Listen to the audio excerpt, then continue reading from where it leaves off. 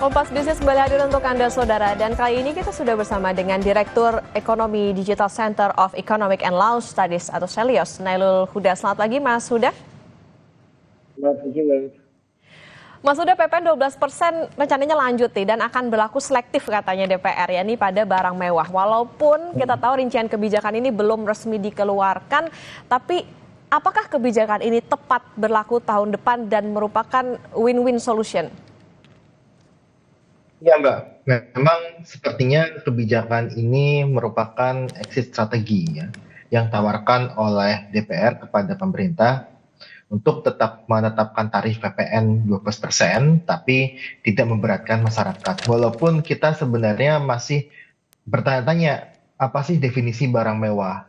Karena kan kalau kita lihat sendiri di peraturan di Indonesia sendiri ada PPNBM atau PPN atau pertambahan nilai untuk memang beberapa barang mewah gitu. Nah, apakah ini akan mengikuti barang-barang yang ada di PPNBM atau akan diperluas untuk skop dari definisi barang mewah itu sendiri? Nah, ini yang kita nanti-nanti sebenarnya, Mbak. Apakah memang ini akan sama dengan PPNBM? Nah, ketika ini ditawarkan, saya malah bertanya gitu kan, mengapa ketika PPNB untuk barang mewah saja, tapi yang disasar adalah tarif PPN yang dia secara luas gitu kan. Padahal kita mempunyai peraturan mengenai PPNBM gitu. Nah, ini yang jadi pertanyaan saya gitu kan kepada pemerintah, kepada DPR khususnya Pak Misbahun kemarin yang menyampaikan ini akan diterapkan kepada barang mewah saja. Kenapa tidak PPNBM-nya saja tarifnya yang dinaikkan, tapi mereka justru menyasarnya ke PPN yang umum yang naik dari 11 ke 12%. Artinya Mas Huda melihat ini dengan dinaikannya atau dibilangnya nih untuk yang selektif, ini cuma buat menuhin aja atau menjalankan amanat undang-undang saja begitu, Mas Huda? Ya, kalau saya sampaikan sebenarnya undang-undang tersebut tidak terlalu kuat juga untuk mengamanatkan adanya kenaikan tarif PPN 12%. Karena pertama satu seperti ini, di undang-undang itu seharusnya memang tidak ada angka yang pasti untuk waktu ya, karena kita lihat waktu ini yang menjebak sebenarnya. Ada PPN, ada undang-undang yang mengatakan 1 Januari 12% gitu kan. Padahal harusnya melihat dari situasi dan kondisi masyarakat yang ada untuk ya mengevaluasi sebelum menerapkan PPN itu tarifnya naik atau tidak. Nah, yang kedua adalah tadi juga di VT sebenarnya sudah disampaikan oleh Mbak Rike ya, itu bahwa ada pasal-pasal lainnya yang saya rasa ini juga bisa membuat pemerintah menetapkan tarif PPN itu ada di angka 5-15%. Artinya pemerintah ini bisa loh tidak menaikkan tarif 11% saja atau juga bisa menurunkan gitu. Nah, ini yang memang seharusnya dilihat gitu kan. Jangan hanya saklek kepada amanat undang-undang harus dijalankan, tapi tidak melihat pasal-pasal lainnya karena pasal-pasal lainnya itu saling terkait dengan pasal pasal satu dengan pasal lainnya juga. Berarti artinya sebetulnya ada opsi dan juga bisa lihat situasi masyarakat seperti apa sekarang. Mas Huda, Ya. penegasan aja barang mewah ini kan udah kena pajak penjualan barang mewah atau PPNBM 10-200%. Dengan statement pemerintah kemarin, apakah artinya barang mewah ini tetap akan kena dua pajak? Jadi ada PPN sama PPNBM atau gimana nih? Atau gimana formulasi yang tepat untuk kenaikan ini? Ya, memang kalau untuk pajak barang mewah, untuk barang-barang mewah ya, itu memang ada dua, selain ada PPh juga dan sebagainya, itu ada PPNBM dan PPN.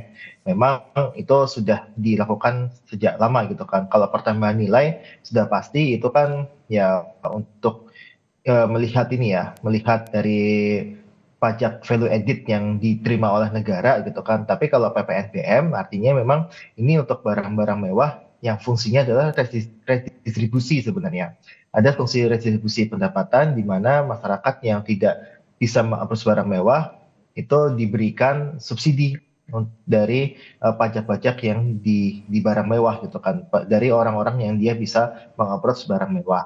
Nah, ini yang saya sebutkan pas dari dulu juga prakteknya dua gitu kan. Nah, ini yang saya sampaikan ketika ingin mengejar dari barang mewah saja, kenapa tidak tarif PPNBM-nya saja yang dinaikkan. Misalkan tadi kalau misalkan dari 10% sampai 100 ataupun 200% gitu. Kenapa nggak dinaikkan tarif itunya saja di PPNBM-nya, bukan di tarif PPN secara umum. Nah ini yang saya lihat sebenarnya ada satu, menurut saya juga kekeliruan konsep ya ketika menggunakan diksi barang mewah tapi yang dinaikkan adalah PPN secara umum, bukan PPN BM yang memang khusus untuk memberikan pajak kepada barang-barang mewah yang ada di Indonesia. Hmm. Contohnya ada di mobil, ada kondominium, terus kemudian ada juga helikopter dan sebagainya. Kenapa tarif barang-barang itu saja yang nggak dinaikkan gitu kan? Mas Huda, PPN-nya. ya artinya batas bawahnya si PPNBM ini harus dinaikkan atau seperti apa? Ya, bisa batas bawahnya, bisa batas atasnya juga, Mbak. Mhm. Karena kalau kita tahu di beberapa barang itu dia pajak PPNBM-nya 20% misalkan. Itu bisa juga dinaikkan menjadi 25% atau 30% dan sebagainya untuk bisa Mhm. mengejar ya tadi penerimaan negara yang tadi seperti disampaikan oleh Mhm. Pak Misbahun gitu kan, bahwa ini ada sumber-sumber penerimaan negara baru gitu. Nah, kenapa nggak PPNBM aja yang diutak-utik, bukan di PPN yang secara umumnya. Nah itu tadi kalau misalnya bisa diutak-utik, 10 sampai 200% itu mungkin dianggap tidak ideal atau harusnya PPNBM aja yang dinaikin. Berarti angka idealnya berapa kira-kira Mas Huda? Ya, ya kalau angka idealnya pasti memerlukan penelitian lebih lanjut gitu ya. Tapi kalau kita lihat sebenarnya di barang mewah itu sendiri ketika range-nya 10 sampai 200%, mungkin ada beberapa barang yang dia naik aja untuk PPNBM-nya gitu kan, helikopter misalkan, ataupun untuk pembelian mobil yang dia tergolong barang mewah gitu. Itu bisa saja dinaikkan gitu kan. Karena kan ini tidak akan mengganggu konsumsi yang ada di kelas menengah ke bawah gitu kan. Walaupun memang di kelas menengah atas itu pasti akan ada efeknya, tapi kalau untuk menengah ke bawah itu tidak ada efeknya. Nah, makanya ini yang saya sampaikan, PPN ini tarif PPN yang 12% ya, ini tidak bisa untuk ke selektif barang mewah saja, tapi kalau saya pribadi sebenarnya lebih condong kalau mau memajaki barang mewah lebih tinggi itu menggunakan instrumen PPNBM. Oke, berarti harus dilihat juga bagaimana jenis barangnya, spesifikasinya, karena itu tadi ini kan menyasarnya katanya ke kelas atas aja nih, bukan ke menengah yang ke bawah. Mas Huda, jadi berapa nih peningkatan penerimaan negara dengan kenaikan pajak pertambahan nilai pada barang mewah? Kira-kira apa ya, bisa melebihi dari target kah atau bagaimana? Ya, kalau target mungkin saya belum tahu detailnya untuk tahun depan, tapi kalau ini bisa ditingkatkan gitu ya, ditingkatkan dari PPNBM-nya, saya rasa bisa naik hingga 5-10%.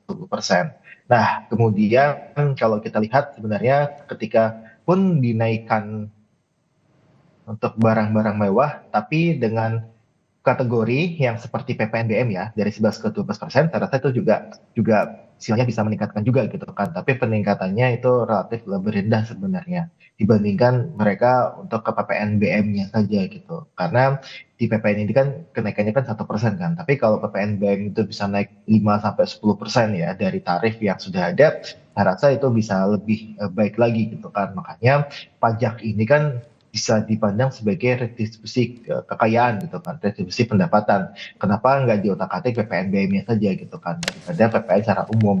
Nah, saya takutnya adalah ketika ini diterapkan ke barang mewah, PPN 12% ya secara umum itu, ada pelebaran diksi-diksi dari barang mewah itu sendiri. Misalkan nanti ada TV yang di 43 inch digolongkan ke barang mewah, ataupun ada beberapa barang yang sebelumnya tidak tergolong barang mewah itu dijadikan sebagai barang mewah. Nah, ini yang harus kita jaga, tidak ada ya tadi pelebaran diksi-diksi yang sudah tercantum di PPNBM gitu kan. Saya rasa sih sebenarnya kita harus menjaga ya peraturan teknisnya agar ini tidak melebar untuk definisi barang mewah. Karena kemarin Pak Misbahun cuma menyebutkan barang mewah saja gitu kan, tapi tanpa menyebutkan detail lebih lanjut.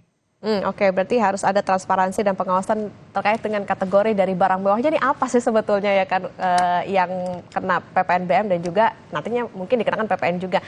Kalau tadi Mas Huda sempat menyebut misalnya mobil mewah gitu ya. Nah kita ambil contoh tadi ya barang mewah misalnya mobil dengan kenaikan PPN ini mobil juga udah kena PPNBM. Apa sih sebetulnya dampaknya ke penjualan industri otomotif? Kita tahu tahun ini aja industri otomotif lagi lesu, sampai Gaikindo tahun ini mengubah target penjualan mobil dari 1,1 juta kendaraan jadi 850.000 kendaraan. Dampaknya seperti apa Mas Huda? Ya, yang pasti seperti ini, Mbak. Ketika PPNBM ya, itu kan tidak semua mobil itu tuh kan dikenakan PPNBM kan, tapi memang mobil-mobil yang dia misalkan mobil dari Eropa dan sebagainya yang itu harganya berkisaran miliaran lah gitu kan.